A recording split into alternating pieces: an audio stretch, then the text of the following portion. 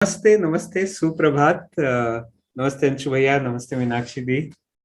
Welcome welcome to another edition of wisdom jam. Wisdom jam में आपका स्वागत है। शुक्रिया, थैंक यू। तो looking forward to chit chat. आज ज्यादातर लोग जो ये कॉन्वर्जेशन सुन रहे होंगे वो आप दोनों से परिचित होंगे ही, ऐसा मैं एब्सोल्युटली श्योर हूँ। But also the parampara is ke we introduce the people who are also with us in the jam. So I'm going to take a minute just to do that part. If that is okay, I'll just take a minute to. So actually Anshu भैया sector में elders हैं. Elders मतलब not age, but I think I see Komal, someone not. हाँ, कर दिया मैंने कोमल। तो experience में एल्डर्स हैं, इंस्पिरेशन में एल्डर्स हैं, ऐसे लोग हैं जिनसे हम सब पास से और दूर से प्रेरणा लेते रहते हैं, और अलग अलग तरीकों से वो हमारे लाइफ्स में आते हैं, टच करते हैं।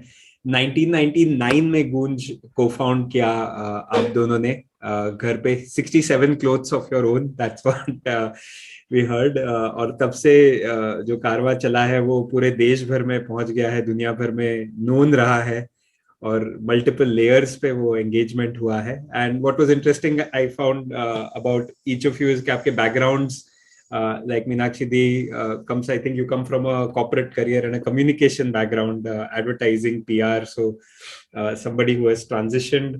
और अंशु भैया तो Magsaysay award and the clothing man of India भी हैं, अशोका श्वाब फेलो हैं। तो और काफी इंसाइटफुल बातचीतें भी होती रहती है।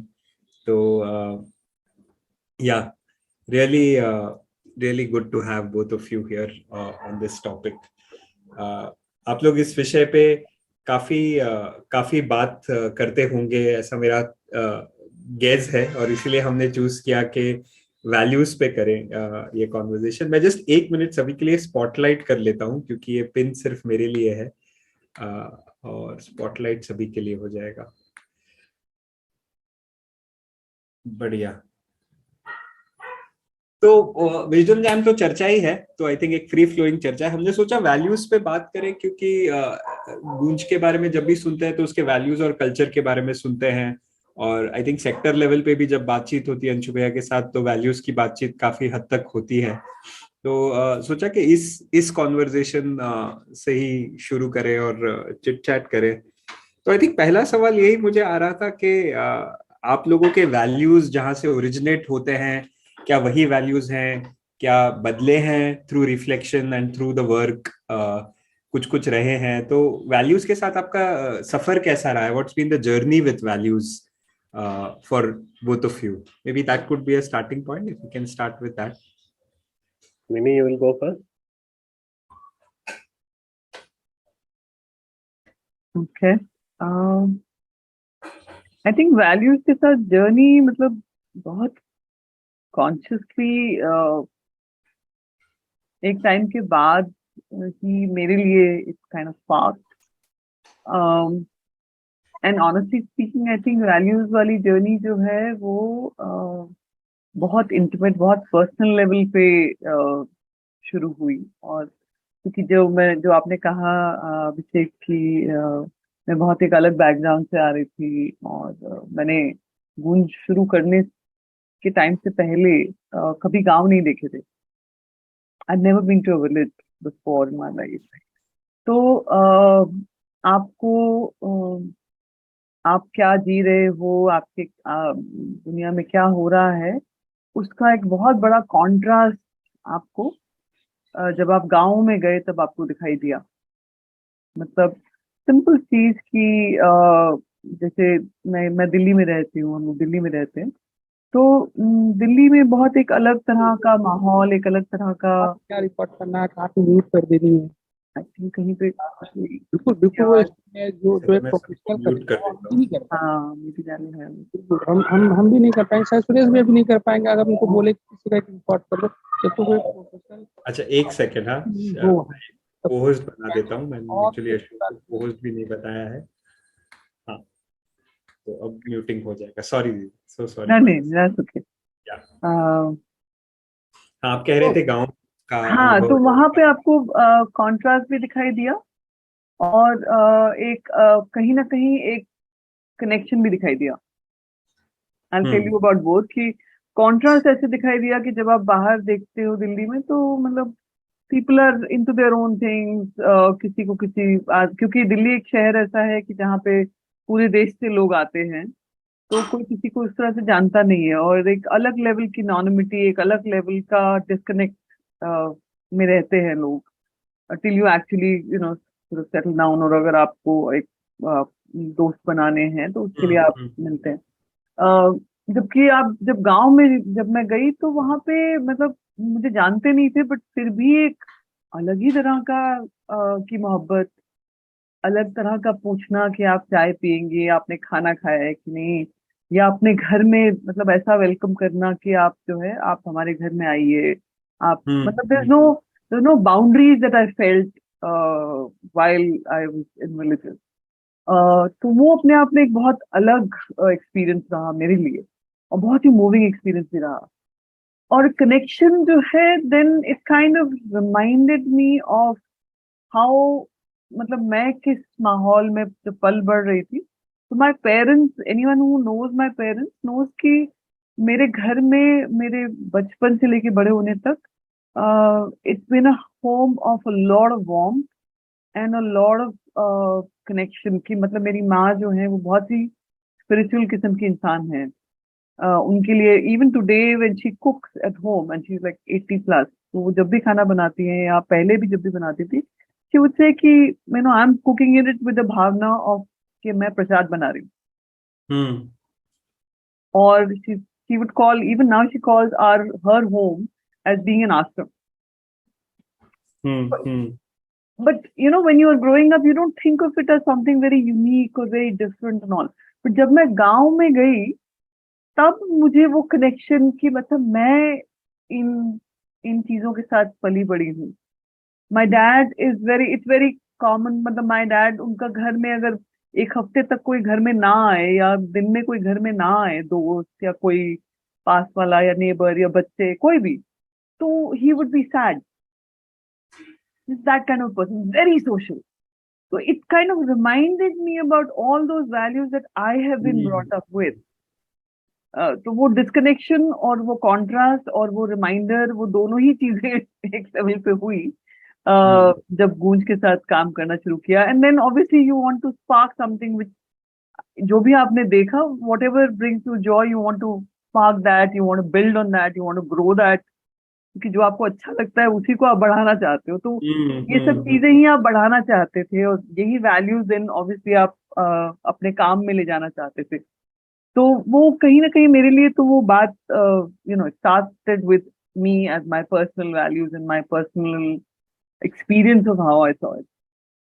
I'll stop here. Anshu, if you'd like to add.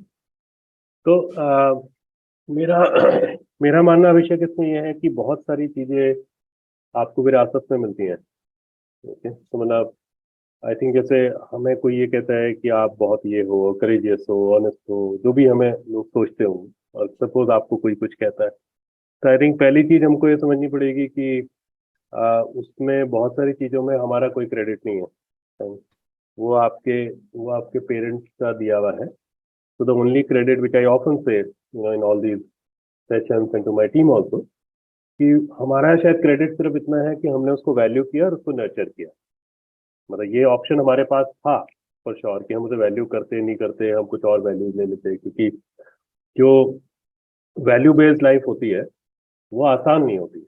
और वो भी to be honest in a country like India, जहाँ पे करप्शन हम लोगों के खून में चला गया है, मतलब हम बोले या ना बोलें, जहाँ पे हमारा नॉर्मल है, बहुत सारी चीजें जो बिल्कुल एबनॉर्मल है वो हमारे देश में नॉर्मल है।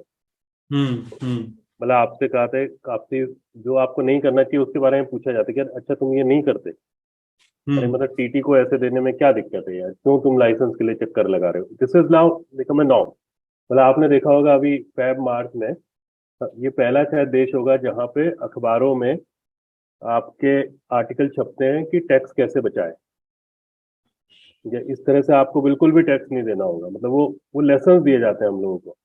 तो this is how we grow. तो उन उन सारे हालातों में वैल्यू बेस्ड लाइफ जीना एक अपना मुश्किल काम है। तो जब आप अपने पेरेंट्स की स्ट्रगल उन वैल्यूज की वजह से या उन एथिक्स की वजह से देखते हो, तो आपके पास ये ऑप्शन है, और बहुत ऑब्वियस ऑप्शन है कि आप उससे भाग लो।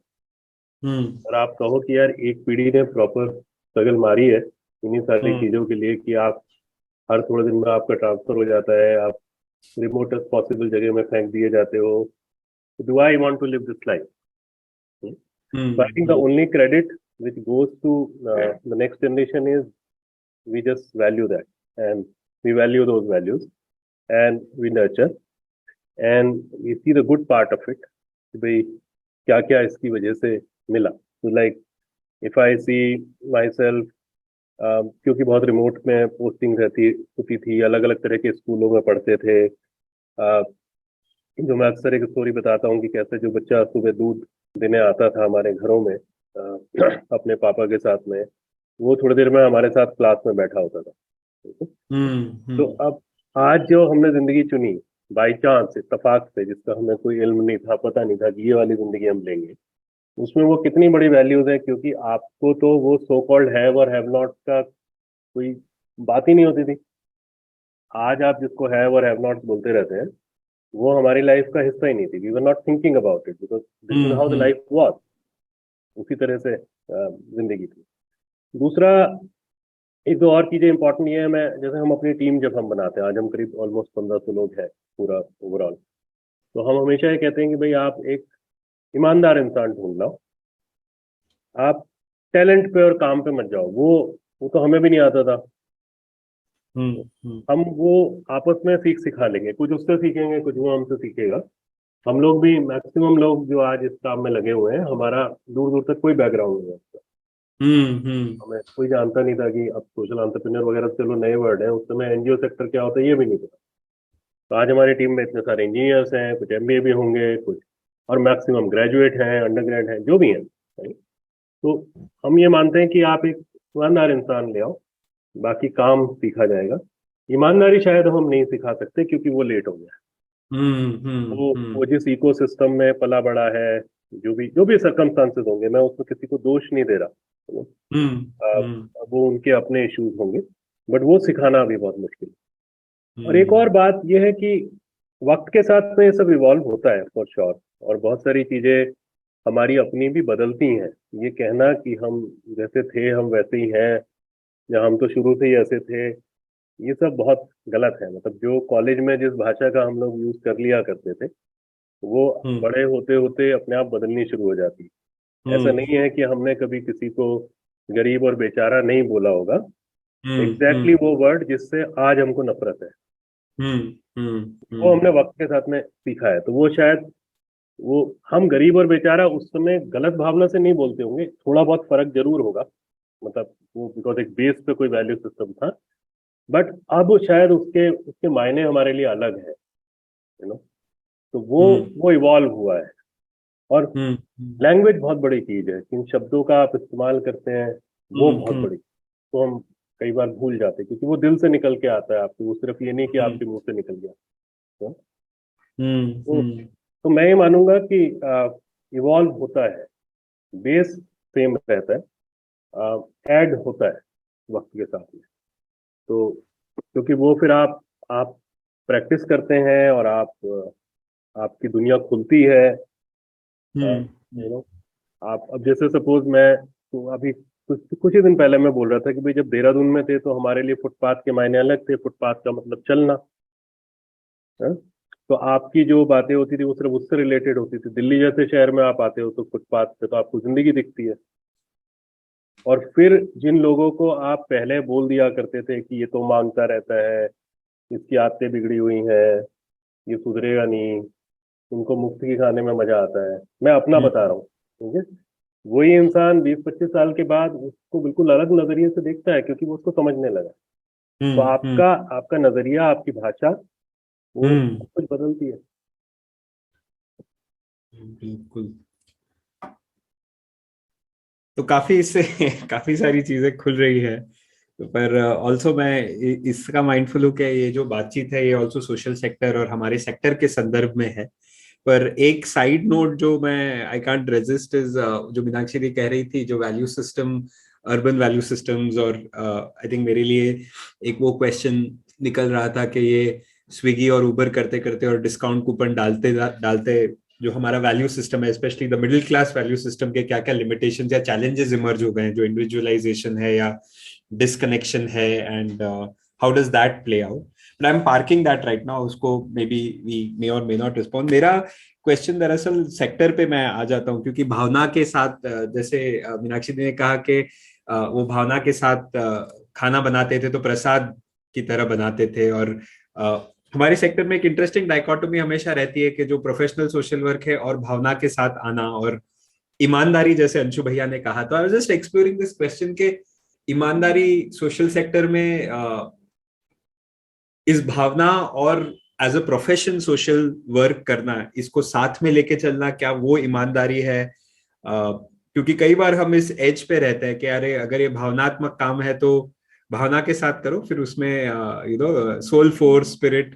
On the other hand also वो रियलिटी होती है कि हम this is our profession, this is our chosen profession, और सेक्टर में हम सब जो लोग हैं हम सबकी normal day to day livelihood needs होती है, बट एक क्लीशे बन गया कि सोशल सेक्टर में काम कर रहे हो तो इसी तरह की जिंदगी जीनी है। सो आई वाज क्यूरियस अबाउट आपका इस पे इस वैल्यू कॉन्फ्लिक्ट या चैलेंज को आप कैसे होल्ड करते हैं, कैसे इंटीग्रेट करते हैं गूंज में, लाइफ में? Should a social worker therefore necessarily be super frugal and live a certain life? क्या हर सोशल वर्क काम सिर्फ भावनात्मक होना चाहिए? क्या ईमानदारी ये भी एक्नॉलेज करना है कि मेरी भी जरूरतें हैं? So I would love to hear how do you मैं ऑल लुक एट। इस पे तो मैं बोल देता हूँ पहले। तुम तो जानते हो मैं काफी साल से इससे बोलता हूँ। हाँ। तो मुझे लगता है ये हार्डकोर डबल स्टैंडर्ड है। आ, जब आप एक इंसान को इंसान की तरह सोचना बंद कर देते हो, right? भूखा आदमी किसी की भूख की प्रॉब्लम सॉल्व नहीं कर सकता। और जो दुनिया के सबसे करप्ट लोग हैं वो हम लोगों में सबसे ज्यादा ईमानदारी ढूंढते हैं, और उस पे हम भी बड़े सीना चौड़ा कर करके बोलते दिखते हैं कि नहीं हम बड़े ईमानदार हैं। तो मैं सोचता हूँ कि यार हमें प्रूव करने की क्या जरूरत है क्यों हम ईमानदार हैं। हम जिस भावना से आए हैं हमको मालूम है। हम में से बहुत सारे लोग जो आज सेक्टर में बैठे हुए हैं वो यदि कॉर्पोरेट करियर में होते तो ऐसा नहीं कि कॉर्पोरेट का होने का मतलब सब एमडी और सीएमडी बन जाते हैं। हो सकता है कुछ मैनेजर ही रिटायर हो गए होते। बट जो आज लोग कमा रहे हैं उससे शायद ज्यादा कमाते जो भी करते, यदि उनका लाइफ का मिशन और मोटिवेशन वो पैसे के रूप में कमाना होता। तो मुझे लगता है कि हमारे जैसे बहुत सारे लोगों को इस पर मेहनत करने की जरूरत है कि हम ये परसेप्शन तोड़ें। और एक बहुत जरूरी सवाल जिसका जवाब हम ढूंढ रहे हैं कि यदि अंबानी के बेटे अंबानी बनते हैं और बड़े अंबानी बनते हैं, यदि आप चाय मैगी की एक छोटी सी टपरी खोल के आप बाद में रेस्टोरेंट बना लेते हैं और फिर रेस्टोरेंट की चेन खोल लेते हैं, तो सोशल सेक्टर के बच्चे सोशल सेक्टर में क्यों नहीं आते? हम्म। कितनी फैमिलीज हैं हमारे देश में जहां पर आप ये कह सकते हो कि इनके बच्चे ने ये विरासत में लिया और उसको आगे बढ़ाया। और मैं ये मान के चलता हूँ कि यदि इस सेक्टर के बच्चे इस सेक्टर में आएंगे तो उनकी एक अलग अपब्रिंगिंग है, उनका एक अलग विजडम है, उनका अलग एक नॉलेज है, बहुत प्रैक्टिकल नॉलेज है, उन्होंने उसको जिया है, वो बहुत कमाल करेंगे। लेकिन जो सोसाइटी ने हम लोगों से एक्सपेक्ट करना शुरू कर दिया है कि ढंग का कपड़ा पहन लो तो क्यों पहन लिया, गाड़ी खरीद ली तो क्यों खरीद ली, ओल्ड मॉन्ग पी ली तो क्यों पी ली। अरे भैया सब अपनी मेहनत से कर रहे हैं। आज हमें हमारे ऐसे लोगों को पता भी नहीं है कि आईफोन का कौन सा नया मॉडल आ गया, क्योंकि हमें मतलब नहीं है। लेकिन यदि हमें हम अफोर्ड कर सकते हैं और हमें शौक है तो जस्ट बिकॉज हम सोशल सेक्टर में हम क्यों नहीं करेंगे? अपनी ईमानदारी की मेहनत की कमाई से करते हैं, और जो मार्केट में वैल्यू है तो ऑलरेडी बहुत कम लेते हैं। जो हमारी प्रेजेंट वैल्यू है, हम माना मेरी और मिनी की आज की मैं बात करूँ, जो भी हमारी मार्केट की है, तो मुझे लगता है कि इसमें दूर दूर तक कोई भी डिलेमा होने की जरूरत नहीं है। लानत है उन लोगों पर जो हमारे यहाँ आते हैं और हमारी टीम से पूछते हैं कि आपको तनख्वाह मिलती है कि नहीं। लानत है उनकी बहुत तुच्छी सोच पर, सीधी सी बात है।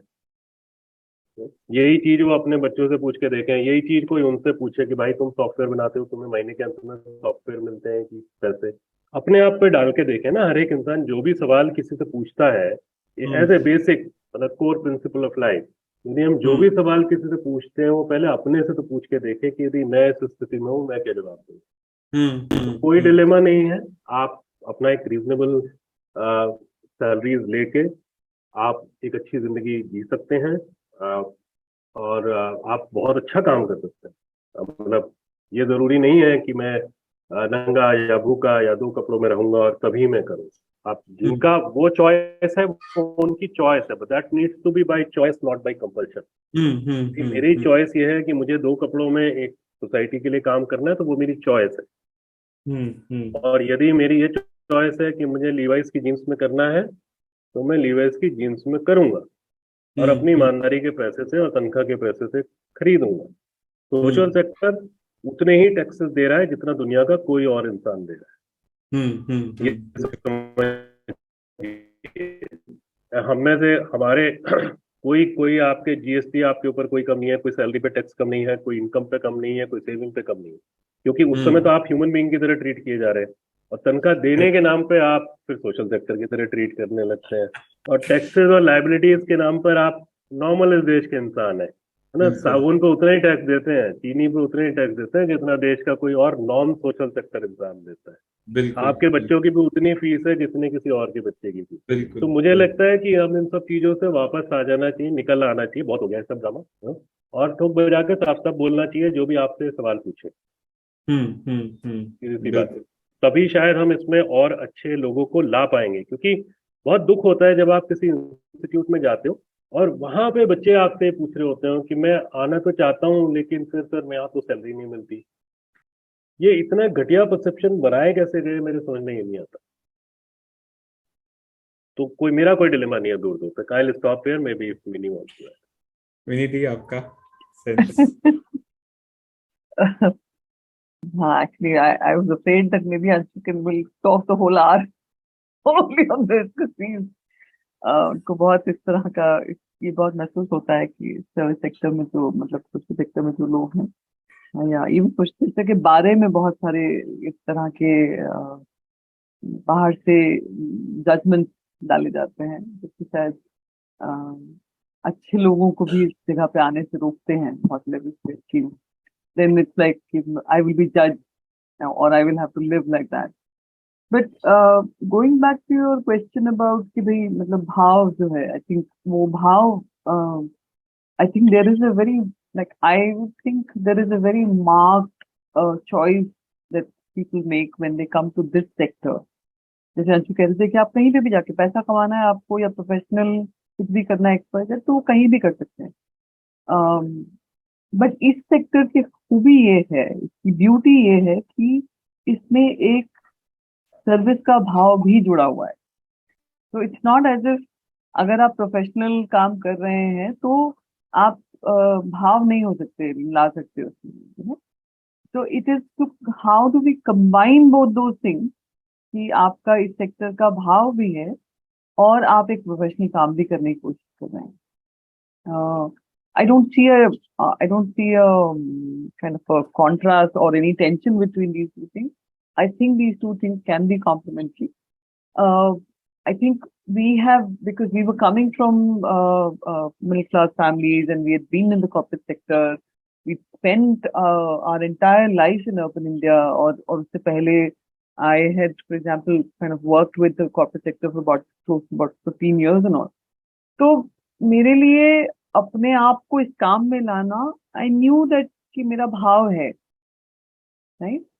बट उसका जो एक परसेप्शन है कि आपको इस सेक्टर में आके आपको एक तरीके से जीना है, वो मुझे काफी मतलब it was like I had to kind of work my way through that and find my own authenticity to that. क्योंकि अगर मैं उस भाव में उसमें उस परसेप्शन में अपने आप को फिट करने की कोशिश करती थी तो I was not being authentic. So we had to kind of find our own path to living with that, which really meant that you had to sort of say that I accept and acknowledge that I'm a human being, that I have the same year that Boon was formed, our daughter was born. So accept that, you don't want to give her a good education. You want to put her into a good school. I'm not saying that, put her into like the most expensive school in the world. No. But every child deserves a good education. और उसको just because हमने वो choice ली है कि हम इस sector में काम करेंगे, she should not be like sort of कि अच्छा अब क्योंकि आप social sector के हैं तो आप government school में ही पढ़ा सकते हैं बच्चे को. I should be able to give her a good education. तो वो उस तरह की चीजें बहुत सारी हुई कि आप जो है आपका अगर मन करे कि आपका एक हफ्ते में कभी रेस्टोरेंट में जाके खाना खाने का मन करे या कहीं मूवी देखने का मन करे, तो इट शुड नॉट बी कि आपको सोचना पड़े कि भैया मेरे पास ऐसा कुछ है, इतना है कि नहीं कि मैं वो कर सकूं. Because then you would at some point start regretting or resenting, and that will really be मतलब वो भाव खत्म हो जाएगा ना फिर आपका. बिल्कुल. So it is to be able to say that if I'm not happy, joyful, and living a more decent, respectable life myself, how can I imagine it for other people to be? True. It was probably that kind of authenticity of wanting to live a decent life and imagining it for our teams, and doing everything in our power for our teams and then for the communities that we work in. बिल्कुल. तो वो एक और है अभिषेक, मतलब मैं I am sorry बीच में बोल रहा हूँ क्योंकि I think it is also about how people perceive the people working in the sector. Okay, तो मतलब आप इतना आसान होता है, कोई भी यहाँ पे कोई अभी यंग बच्चा कोई मैनेजमेंट का निकला है, 1-2 साल कहीं कहीं काम वाम कर लिया है, वो भी आके आपको यहाँ पे प्रोफेशनलिज्म सिखाने की कोशिश करता है क्योंकि वो ये समझ ही नहीं पा रहा वो बच्चा कि भाई ये बहुत सारे लोग अपने कीड़े वाले लोग हैं जो निकले और बहुत अच्छे प्रोफेशनल लोग हैं ये मतलब बहुत कम रिसोर्स में बहुत सारी इनसिक्योरिटीज के बीच में ग्रीफ हैंडल करते हुए लाखों लोगों का, हजारों लोगों का. Fine, we don't look for मतलब as a fundamental thing we don't look for happy people. Fine, every other business in the world look for happy customer. आप अपना प्रोडक्ट और सर्विस बेच सकते हो. हमारी जिंदगी में सिर्फ ग्रीफ वाले लोग आते हैं. वो सब करते हुए भी लोगों ने इस देश में इंस्टीट्यूशंस खड़े किए हैं जो हजारों लोगों को एम्प्लॉयमेंट देते हैं, हजारों लोगों की जिंदगी में काम करते हैं और डिग्निटी के साथ करते हैं. तो कोई भी इंसान आके जब आपको सोचने लगता है कि आप प्रोफेशनल हो ही नहीं, आपको आता ही नहीं क्योंकि सेक्टर की इमेज ऐसी बनी हुई है, तो ऑब्वियसली फिर वो आपके सैलरी पे भी सवाल उठाएगा, आपके किसी भी चीज पे सवाल, आपके रहने के अंदाज पे सवाल उठाएगा, आपके पार्टी करने पे सवाल उठाएगा, आपके बच्चों के किसी अच्छे स्कूल में जाने पे सवाल उठाएगा क्योंकि कोर में उसको समझ ही नहीं है. बिल्कुल. ये वहां बेस पे जाके डिस्टॉर्ट होती है चीजें. आई थिंक कोर परसेप्शन जैसा आपने कहा वो प्रॉब्लम है. इंटरनल कॉन्ग्रुएंस तो आप दोनों की बातों में मैंने सुना ही कि अगर मैं अपने रिसोर्सेज का ध्यान नहीं रखता हूं तो मेरा भाव भी एक्चुअली रिजेंटमेंट की तरफ जा सकता है, नॉन डाइकोटमी. बट आपने जब कहा कि लोग ह्यूमनाइज नहीं करते, तो एक थॉट मुझे इमीडिएटली आया कि the other category of people which we find people don't fully humanise are leaders. और that's at least been our experience a lot of times. Places somehow Jin organizations के साथ हम काम करते हैं somehow खुद के लिए स्टैंडर्ड्स और लीडर्स के लिए स्टैंडर्ड्स मतलब कई बार अलग दिखते हैं. लीडर्स को बहुत घूर के देखा जाता है, खासकर वैल्यूज के सवाल में तो मतलब एकदम ही माइक्रोस्कोप से कि अच्छा ये छोटा इन्होंने पानी पी के कहाँ रखा है या इन्होंने इससे कैसे बात की. मतलब at least that's what we have experienced, like leaders are scrutinized like very deeply for the same values they espouse. So I think the question that was coming to me was, okay, when it comes to values and as leaders who embody values, how do you hold the humanness that is there? Yeah, do you hold a very high standard for yourself, or do you allow yourself a little bit of license? Or वो जो tone आपसे ही set होता है, तो what does it mean to set a tone in an organization at the helm. और अब तो organisation, अब तो मैं सेक्टर लेवल की भी बात कर सकता हूँ कि अब तो सेक्टर में भी वो सब लोग, और अंशु भाई बोलते हैं घूर के देखना चाहिए तो आई एम श्योर लोग आप लोगों को तो घूर के देखते होंगे। तो वैल्यूज किस तरह, that how do they play out when you are setting the tone for so many people? How does that personally look like for you?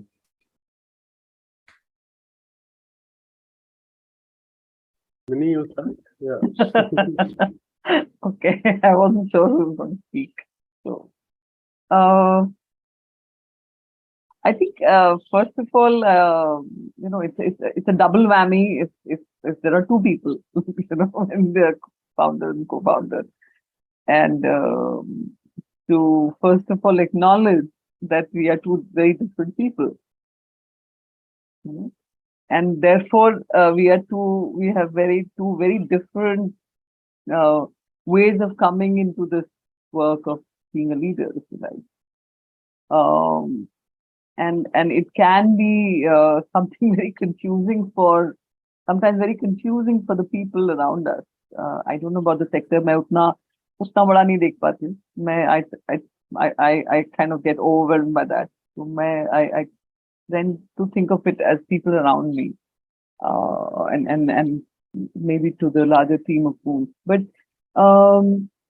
I think the values question is a tricky question, because it people also, I mean, I think one part of it is us, but also the other part is people who are looking at us also are coming at it from their own lenses, their own expectations, their own aspirations, their own, मतलब हमने तो आपको ये सोचा था और आप ये हैं, but हमने तो कभी नहीं कहा कि हम ये हैं और ये नहीं हैं, whatever. So that's just one part of it, that people look at us or leaders in general with their own lenses. So and many a times get disappointed, or many a times think that you're not doing it because they have their own perceptions of what a leader should be, or whatever their perception is. एक तो बात वो है which kind of really brings many interpretations of what उस घूरने से क्या interpret करते हैं वो. And the second part of it is, I think for me it is a question of trying to be the authentic self of me in whatever situation, whether it is with the team or whether it is outside in any place. I think जो values हैं वो lived values तभी हो पाएंगे जब हम उसको पूरा authentically sort of show ourselves in it.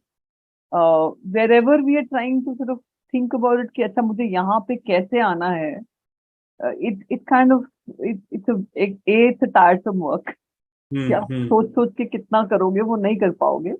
Or and B, it kind of lights up a more deeper area within me to see if I'm engaged with my own inner work and I'm living it authentically. तो शायद सामने वाला इंसान भी मुझे as human being भी देखेगा जिसमें flaws भी हैं, failures भी हैं, but मैं पूरी ईमानदारी से जीने की कोशिश कर रही हूँ, पूरी ईमानदारी से अपने values पे काम करने की कोशिश कर रही हूँ. So I don't want for people to see me as like this complete project जो मतलब बिल्कुल ऐसा भगवान श्री राम type है. I want to see people see me as at least a work in progress. And that kind of, I hope that gives other people also the permission to think of themselves as an ongoing work within themselves and in the world. So that's how I see leadership ka kaam. It gives everybody a permission to be human, but also aspire to be working towards something which is a bigger, whatever, aspiration of where we want to go. I don't know whether that made sense at all, but that's my head it made sense. Work in progress, absolutely. Embracing the authenticity and looking at it like work in progress, and hoping people perceive it as, I guess, see it for what it is, I guess. So I think एक चीज जो मैं मानता हूँ कि गूंज में हमने एक आम और एक मजेदार जिंदगी जीने की कोशिश की है. मतलब हमने कुछ आम और मजेदार मतलब हम मस्ती भी मारते हैं, टीम ही मारते हैं। और हम लोगों का टू बी ऑनेस्ट, सब हम में तो बहुत सारे लोगों का फैमिली भी यही है, मतलब where we enjoy spending most of our time, many of us, we are not talking just about two of us, हमारे हम दोनों लोगों के लिए तो टू बी ऑनेस्ट हमारा सबसे बड़ा फ्रेंड सर्कल, सबसे बड़ी फैमिली टीम ही है। हम मतलब जो इस पार्टी का मजा हम लोग नॉर्मली लेते हैं साल में एक दो बार, वो एक्चुअली टीम वाली होती है, बाकी सब गैदरिंग होती रहती है उसकी टीम की। तो that's how we all have grown. और ना ही हमने किसी के लिए भी कोई सेट ऑफ प्रिविलेजेस रखे हैं, मतलब हम में से किसी का कोई अलग कोई केबिन नहीं है कुछ, हम में से किसी के लिए कभी कोई अलग होटल बुक नहीं होता है। We all stay together, we all eat together. बहुत, आप चाहे मतलब चाहे वो बहुत सारे टीम लीड्स हो गए हों चाहे हम हो गए, बट अब बड़ा इंटरेस्टिंग था कल जब मिनी ऑफिस आई, तो कल मिनी एक्चुअली बोली यार अब मुझे लग रहा है मैं भी अपनी कम से कम एक टेबल तो फिक्स कर लूं कहीं। हम्म दिस इज कल की बात है, तो हमने कल से जगह ढूंढनी शुरू करी है कि मिनी कहाँ बैठ सकती हैं, मतलब एक hmm if she can have a fix place, and many of us are like like that. तो उस हिसाब से थोड़ा एक्सपेक्टेशंस हम सबकी इंक्लूडिंग अस लाइफ में ओवरऑल कम रही हैं, और ये है कि भाई ये नॉर्मल है। बट हाँ, आपके ऊपर एडिशनल जिम्मेदारियां होती हैं, और वो इसलिए होती हैं, और ये बहुत साफ शब्दों में बोल रहा हूँ मैं, क्योंकि इसलिए होती हैं कि बहुत सारे लोगों का करियर आपसे शुरू होता है। हमारे यहाँ गूंज में एक टर्म है जिसको हम विक्टिम ऑफ लेक्चर बोलते हैं। ओके, तो आपको कहीं सुन लिया और वो बहुत इंस्पायर हो गया, आधे घंटे में वो भागता हुआ आपके पास आया और बोला हमें तो आपके साथ ही काम करना है। तो फिर हम उसको बैठाते हैं, फिर हम उसको बोलते हैं कि भाई देख, वहां पे तो हम मोटिवेट करने आए थे, है ना, तो तुम एक आपका जो हमारा अच्छा पार्ट था पूरे 10-20 साल की जर्नी का, वो आपने सुन लिया आधे घंटे में। तो जब हम्म यहाँ हो तो अलग है, हम जो हमारे अपॉइंटमेंट लेटर में भी लिखा होता है कि भाई अब गार्डन वही खूबसूरत होता है जिसके माली गंदगी में रहते हैं। ये हमारे हर अपॉइंटमेंट लेटर में लिखा होता है। तो अब तुम वो माली बनने के लिए आ रहे हो, तो तुमको वो सब उतना नहीं दिखेगा, because this is like a completely different kind of work, बहुत अलग तरह का है। और जब आप दिन रात लगते हैं तब कहीं जाके आगे बनता है। तो एक बहुत सारे आपके आपके थॉट्स की वजह से, काम की वजह से एक्सपेक्टेशन सेट होती हैं, इनसाइड द टीम भी होती हैं, आउटसाइड भी टीम भी होती हैं। और एक इस सेक्टर में थोड़ा हम ये भी देखते हैं कि भाई हमारे पास पॉलिटिकल सेक्टर के लिए बहुत सारे की तरह वादे नहीं है हमारे पास करने के लिए। रिलीजन और इस सब का हमारे पास हमारी कोई नॉलेज नहीं है कि हम किसी को उससे इंस्पायर कर सकें, या स्पिरिचुअलिटी से इंस्पायर कर सकें। हम लोग से जो भी कोई इंस्पायर होता है वो हमारे कर्मों की वजह से ही होता है कि हम how do we do and what do we do. तो वो एक्सपेक्टेशंस होती हैं लोगों की, और कई बार सुपर एक्सपेक्टेशंस होती हैं। मुझे याद है लास्ट ईयर एक ऐसी जूम सेशन में थे हम लोग, कोई 150 लोग होंगे पूरे टीम के। 2 घंटे का ऐसी मेरी बातचीत चली थी, उस समय मैं वो स्लिप डिस्क के दौर से गुजर रहा था। And I spoke about my low time, my low period, and even need of some medication at a particular time, this journey in the last 1 or 2 years and all that. And और मैं थोड़ा emotional हो गया था, and I remember how many people came to me when once they met me and said कि नहीं sir, but आप ऐसा क्यों, आप ऐसा कैसे बोल सकते हैं, आप तो हमारे इंस्पिरेशन है, whatever। तो मैंने कहा भाई मैं ऐसा बोलने के बाद भी इंस्पिरेशन रह सकता हूँ, but but I can't have double standard. If I am feeling something, and if I am say, feeling low, and if I consider you a family, I have the right to convey that as a normal human being, and you take me as that कि मैं normally हर चीज में मैं उसके बाद भी lead करूंगा, जो मेरा रोल होगा वो मैं करूंगा। But that does not mean कि मैं कभी इमोशनल नहीं हो सकता हूँ या मैं कभी लो नहीं फील कर सकता हूँ। And one important part, Abhishek, is that very important for us to be very authentic, because many people even in their leadership journey take us as it is। क्योंकि उनकी कहीं ऐसी कोचिंग नहीं हो रही है, कुछ नहीं हो रहा है, ओके, वो कोई लीडरशिप कोचिंग में तो जाते नहीं है, वो यहीं के तमाम लोगों से देख देख के अपनी जर्नी डेवलप करते हैं। तो यदि हम ऑथेंटिक रहेंगे तो हम एक इंस्टीट्यूशन में वो ऑथेंटिसिटी ला पाएंगे। हम उस इंस्टीट्यूशन के हर एक इंसान को ये कह पाएंगे कि तुमको भी हक है कि तुम लो फील करो, छिपाने की जरूरत नहीं है, ऑथेंटिक रहो। And I think that's how we all have lived, कि हम लोगों ने कोशिश की है कि हम आर्टिफिशियल ना हो, हमने कोशिश की है कि हमारे डबल फेस ना हो इन दी ऑर्गेनाइजेशन।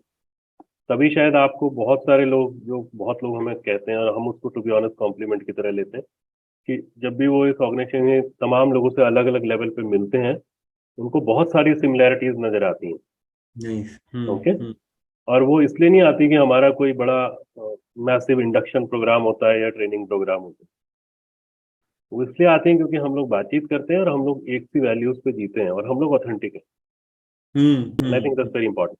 नाउ मेरे और मिनी दोनों के होने की वजह से एक ही जगह पे, as Mini said, it's complicated for many people, and it's also very high expectation from say two of us behaving in the same way type। तो ऐसा कई बार होता है कि जब हमारे पास कोई आता है वो कहता है कि नहीं सर, बट मिनी दी तो ये कह रही थी, मिनी के पास कोई जाता है नहीं नहीं बट सर ने तो ये कहा था, तो हम दोनों का ऑलमोस्ट इंस्टेंट जवाब होता है कि भाई फिर मैं क्या करूं, भाई फाइन वी आर मैरिड,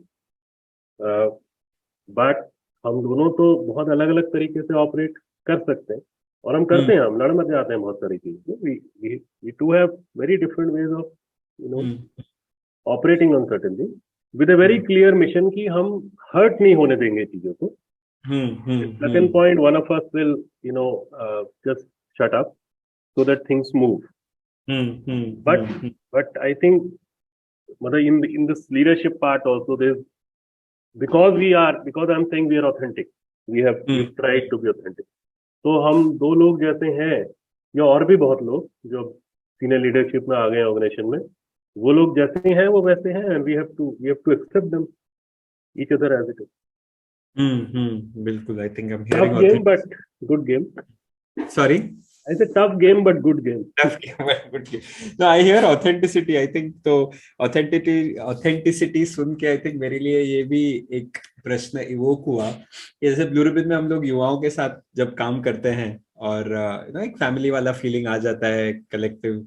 और मैं एक बार और कई बार जो ये युवा होते हैं वो अपने ओरिजिनल फैमिलीज को इग्नोर करके ब्लू रिबन में भी ज्यादा वक्त बिताने लगते हैं। तो एक बार मैं कह रहा था कि आपकी ओन फैमिली को ऑनर करो और बीआरएम आपकी एक सेकेंडरी फैमिली है। तो किसी युवा ने मुझे टोक के कहा कि आप कौन होते हो हमें कहने वाले, ये हमारी प्राइमरी फैमिली और ये हमारे लिए ये प्राइमरी फैमिली है।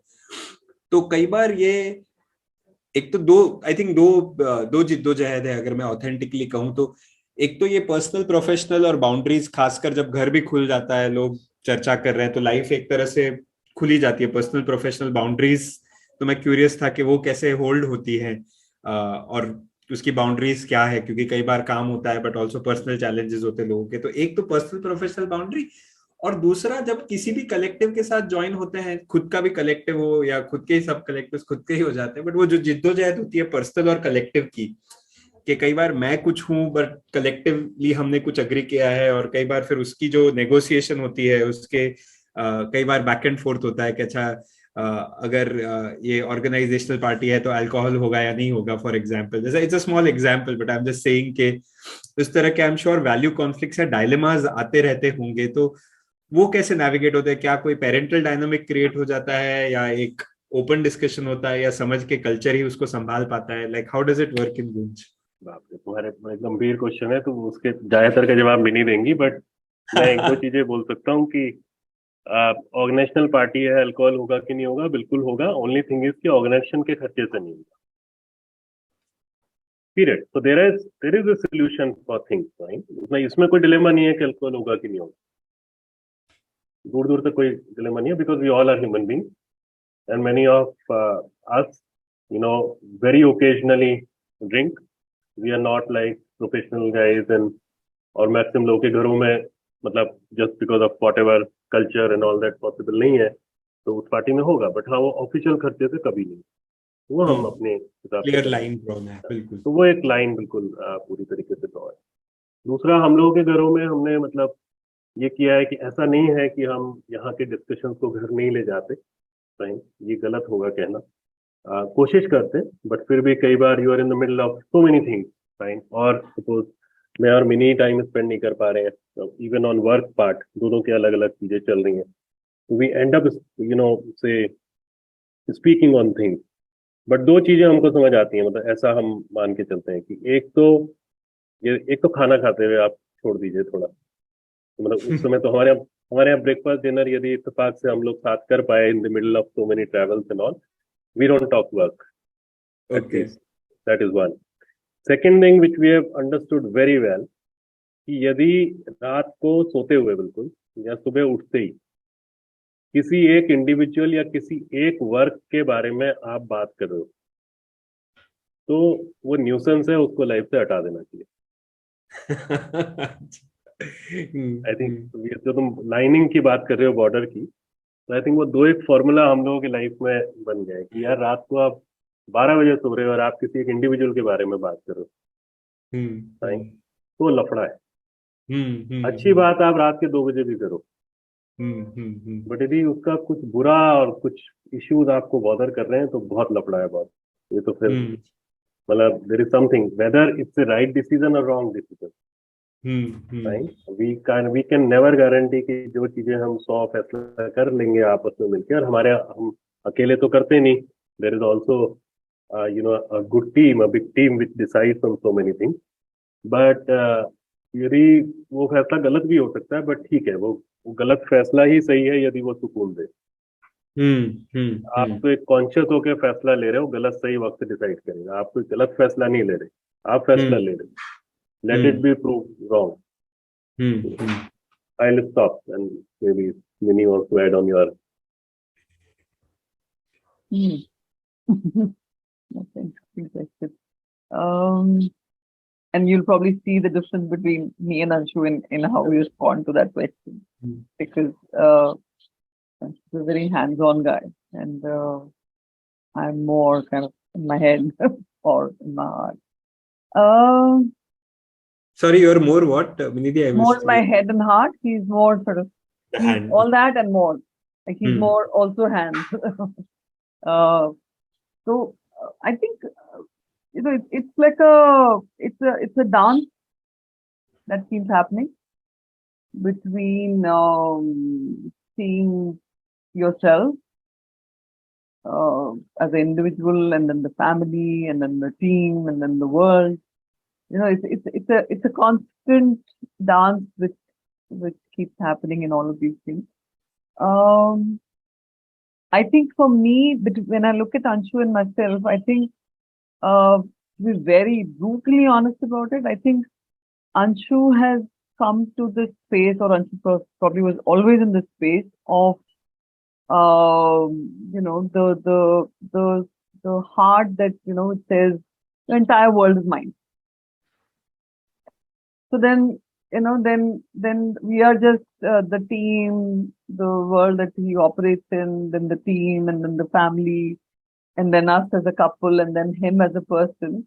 All of these are like these circles which are where he keeps, going in and out of. So, but his world is big. His world is kind of open and big.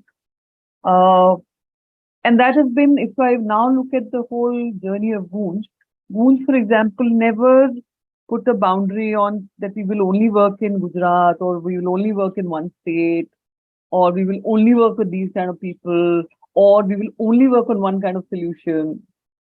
Goonj has been very and because I think that comes from his heart of being open of all of these things. For me, I think I've kind of come into this boundarylessness thing in a much more kind of slower way than him, I have to confess.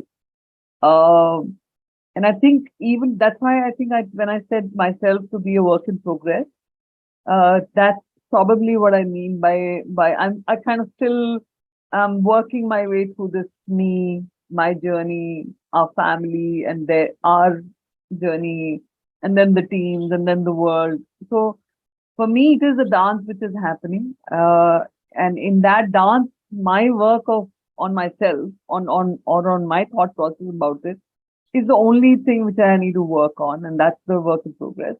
But otherwise, if you really think about it, there is a, I mean, I think if I look at it in a spiritual way for a minute, there is we are all here from the divine and sort of going into the larger, like it's coming from the one to the larger. And that's the normal flow of things. So however much we work towards that flow out of these boundaries of me, family, whatever, and that's the work. That's the work of, literally for me, it's the work of a lifetime. It may sound very, another level thing, but if you really think about it, we're all trying to sort of be a part of some, we are a part of some, of the world, the society, whatever, our work.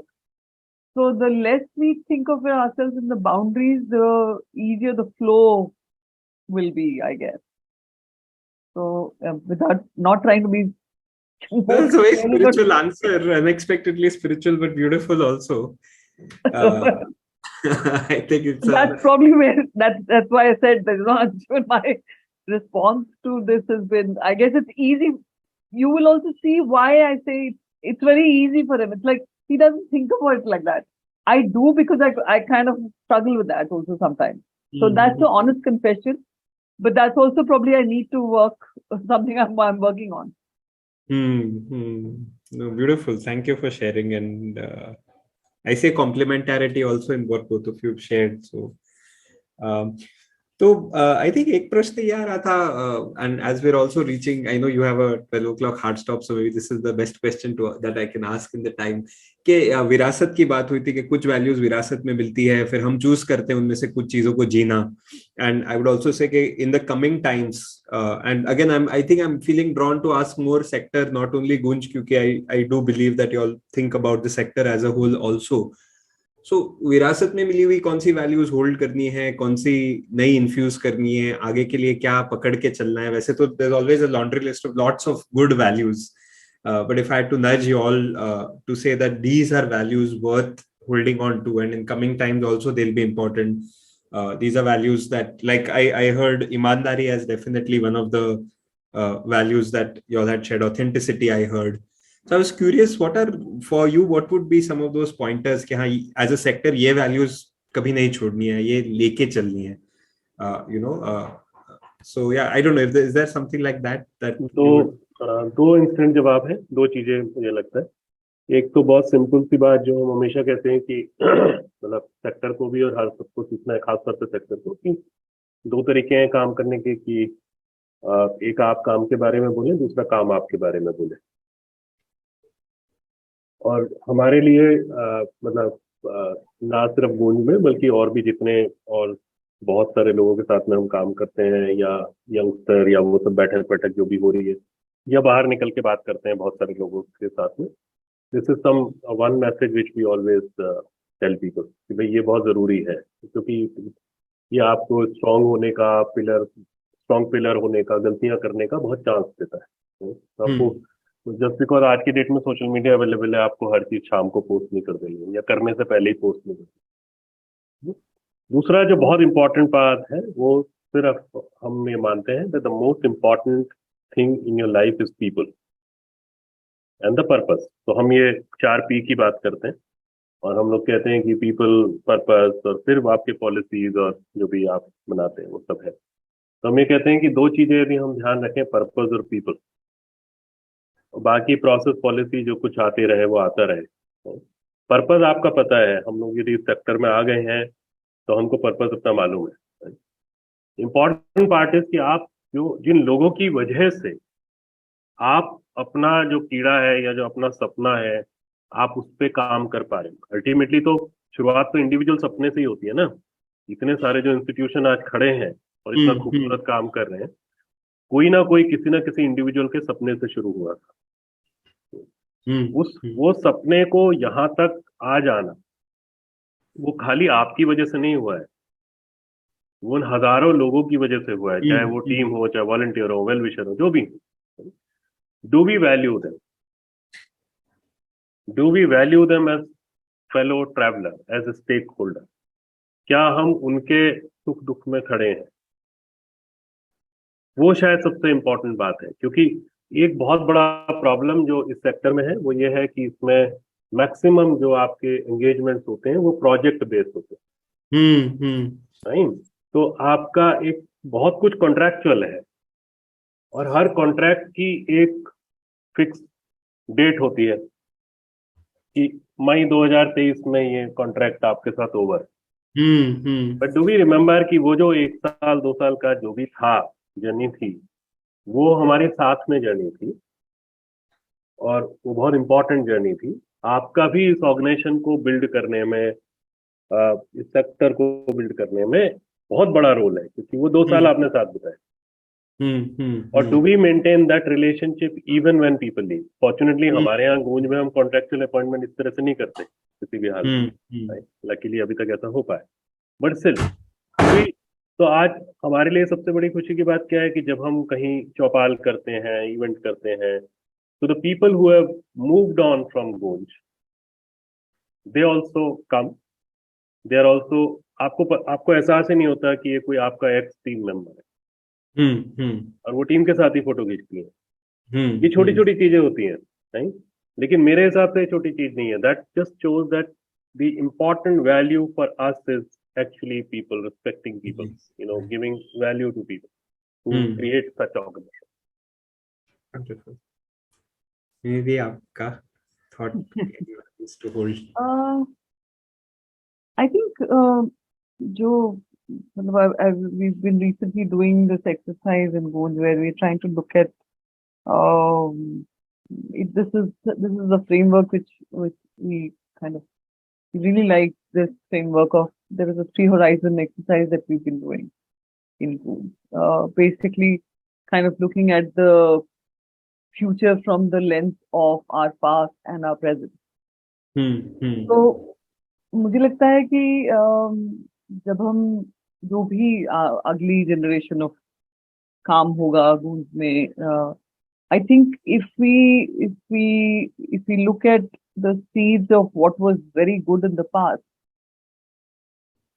वो भूले नहीं अगर हम एक तो past नहीं भूले, हम कैसे डेवलप हुए, उसमें क्या अच्छा था, उसमें क्या खूबसूरत था, उसमें क्या लर्निंग थी, वो ना भूलें और बहुत एक कॉन्शियस होके अपने काम को करे, जो अंशु ने कहा कि उन लोगों के बारे में सोच के या उन लोगों से जुड़ के, that will really be something very very useful for Goonj.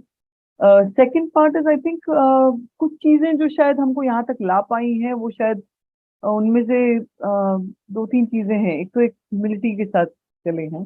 Definitely. Humility is very very important.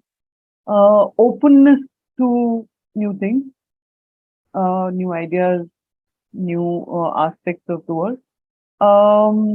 And to Anshu's point about, and I think Anshu has kind of really brought that into the thinking of a lot of us in the organization, is to वो जो मैं openness की पूरी दुनिया हमारी है, अगर पूरा सेक्टर है तो अगर पूरे सेक्टर में अच्छा होगा तो गूंज में ऑटोमेटिकली अच्छा होगा।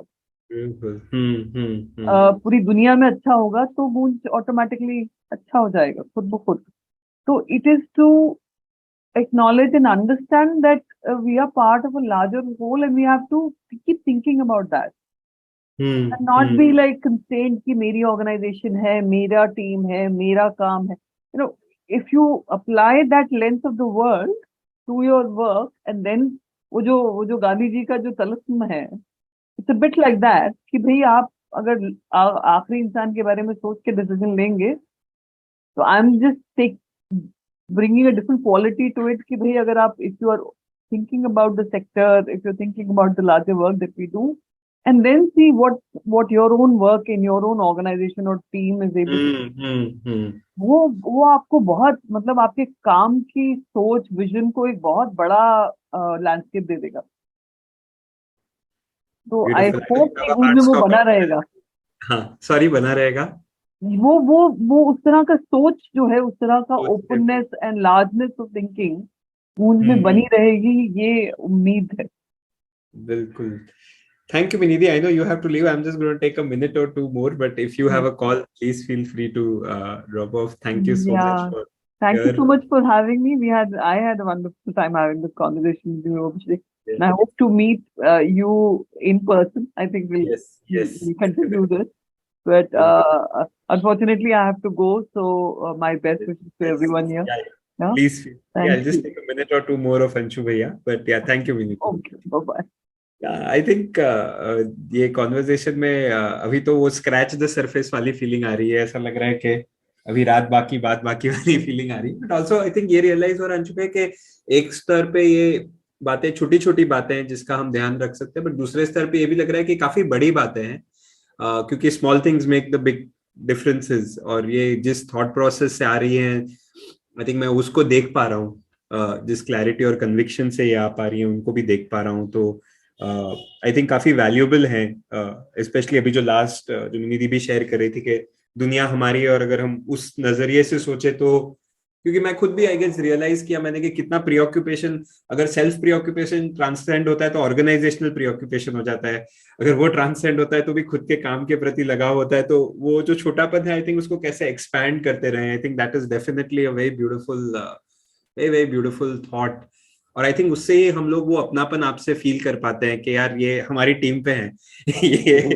ये आई थिंक उतना हक फील कर पाते हैं, तो I think beautiful beautiful things. Any final thoughts Anshu भैया on culture, values, organizations before we close? मुझे देखिए, ये बेसिकली आपकी नींव है, जिसको आप वैल्यूज कहते हैं, वो आपकी नींव है।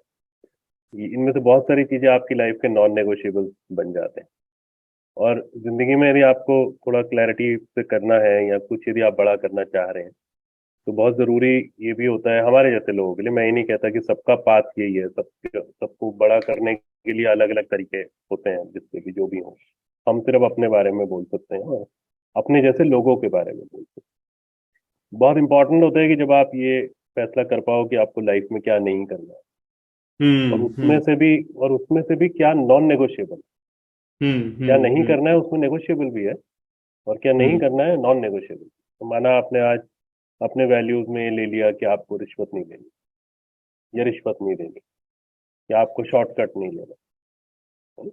छोटी छोटी चीजें लगती हैं अभी आपको, और आपको पता होता है कि बहुत बड़ी चीजें हैं, बट आप उसको छोटे बन में बोल देते हो, आपको लगता है कि चलो इन चीजों को निभाना बड़ा मुश्किल काम है।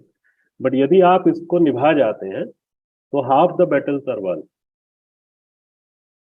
और वो फिर आपके आपके ऑर्गेनाइजेशन के, आपके आपके काम के, आपके सोच के नींव में चली जाती है चीजें। आपके जो बंदा जो गाड़ी लेके जा रहा है कहीं पर, उसको भी इस बात का एहसास है कि उसको ऑर्गेनाइजेशन इस बात का हक दे रहा है कि वो 5,000 रुपए का चालान दे दे, लेकिन 200 रुपए पकड़ाएगा नहीं किसी को।